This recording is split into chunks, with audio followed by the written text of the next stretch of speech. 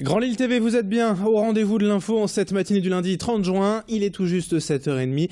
Bon appétit si vous passez à table pour le petit déjeuner ce matin. Bon courage si vous partez travailler. Restez avec nous. Durant 10 minutes, on va faire un tour complet de l'actualité du jour. On parlera également météo et trafic juste après ce journal.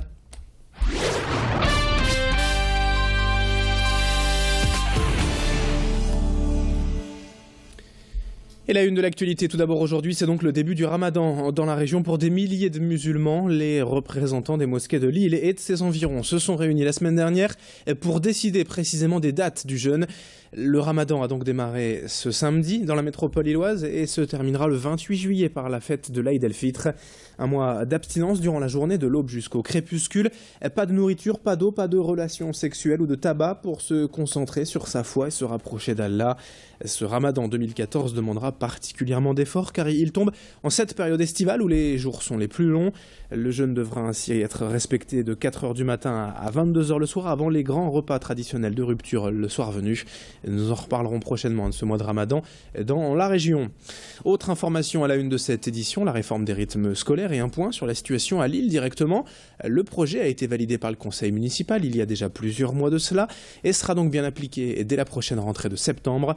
12 500 élèves en bénéficieront à Lille pour un coût global de près de 3 millions d'euros pour la mairie. Une dépense prévue de longue date et donc assumée selon la municipalité.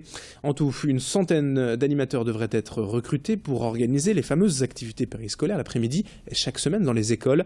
Et c'est le samedi matin plutôt que le mercredi qui a été choisi par la ville dans l'organisation des nouveaux rythmes. L'arrivée à l'école le matin se fera désormais à 8h40 au lieu de 8h30 les années précédentes et toutes les activités seront gratuites, a déjà annoncé Martine Aubry. Ce sera pas le cas partout. Explication avec son adjointe chargée de l'éducation, Charlotte Brun, au micro de Louis Caillé.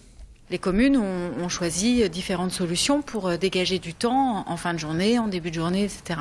À Lille, le temps est dégagé pour l'enfant pour alléger la journée une demi-heure par jour. Et puis en plus, une fois par semaine, chaque classe aura une fois par semaine une nouvelle activité périscolaire gratuite d'1h30. Elle concernera l'ensemble du groupe classe qui en aura 3 dans l'année. Donc les enfants suivront ensemble un parcours d'activité qui leur permettront du coup de ne pas toucher à toutes les activités en même temps et donc de ne rien approfondir. On va bien approfondir une activité pendant un trimestre et puis suivre un vrai parcours d'éveil. L'actualité en images à présent dans cette édition ce matin et on part à la rencontre du gagnant du Bus d'Or 2014, un concours organisé chaque année par l'Union des transports publics depuis 1988 et qui récompense donc le meilleur chauffeur de bus de la région. Cette année encore, c'est un chauffeur de Transpol, Franck Menet, qui a remporté le prix. Début juin, durant 3 jours, il a participé avec d'autres à toute une série d'épreuves.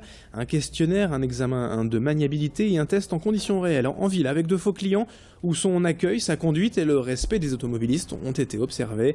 130 chauffeurs de l'agglomération lilloise ont postulé cette année pour le Bus d'Or et Franck Menet est arrivé 2e en 2012, c'est cette fois imposé. Ancien chauffeur routier, il conduit des bus pour Transpol depuis maintenant 10 ans et Louis Caillé l'a rencontré pour nous. On passe tous les jours le volant d'or.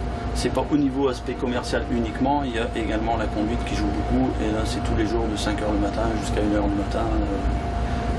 C'est sans arrêt, il faut être vigilant à 100%. Il faut toujours rester zen, pas paniquer si on est en retard et après surtout l'aspect commercial. Pouvoir répondre facilement au client, même si on ne sait pas, essayer de trouver une solution pour le client, à mon avis, et rester courtois. Courtois au niveau de la clientèle et courtois aussi au niveau des usagers de la route. Il vaut mieux laisser passer que de forcer et d'accrocher. À l'autre image dans ce journal à Lille, vendredi après-midi, l'association Tutti Frutti International avait organisé un rassemblement contre le racisme, l'islamophobie et la haine raciale. Seule une vingtaine de personnes se sont toutefois déplacées sous la pluie et cette météo capricieuse. Des jeunes de toutes origines étaient présents, ainsi que le président de l'association lui-même. C'est lui qui a tenu à organiser ce rassemblement face notamment à la montée d'un climat négatif autour des questions du racisme aujourd'hui en France, la montée du Front National et surtout l'incapacité des autres partis et de l'État à proposer des solutions durables. L'association a de toute façon l'objectif de multiplier ce type de rassemblement prochainement à Lille et dans la région. Valentin Boudet était vendredi place de la République pour rencontrer le président de cette association Tutti Frutti. On écoute Mohamed Bousnan. Ce qui est surtout grave, c'est ces amalgames qui sont faits. Les matchs pour l'Algérie sont des matchs, les matchs pour le Portugal sont des matchs. Il y a une communauté portugaise, il y a une communauté espagnole, il y a une communauté algérienne ou marocaine.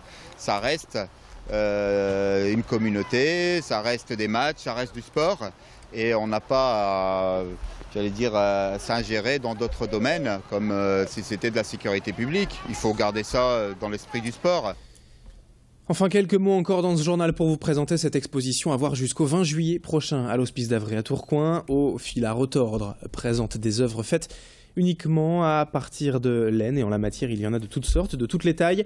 C'était la volonté en fait de Jeanne Bossuit, la commissaire de l'expo, de présenter un large panel d'œuvres qui vont du très grand au très petit. Ainsi on passe à de petites poupées, des paysages brodés en un seul fil, à de grandes œuvres comme cette toile d'araignée réalisée en extérieur ou un grand mur de laine brute. Certaines œuvres ont été livrées telles quelles par les artistes, d'autres en revanche ont demandé la participation de volontaires pour tisser l'ensemble. L'expo est gratuite jusqu'au 20 juillet à l'Hospice d'Avray. Et Valentin Boudet a rencontré Jeanne Bossuit. Après, les artistes interprètent ce matériau de base. Il y a de la laine feutrée, il y a de la laine brute, il y a des constructions quasiment mathématiques, ou en tout cas dans le paysage.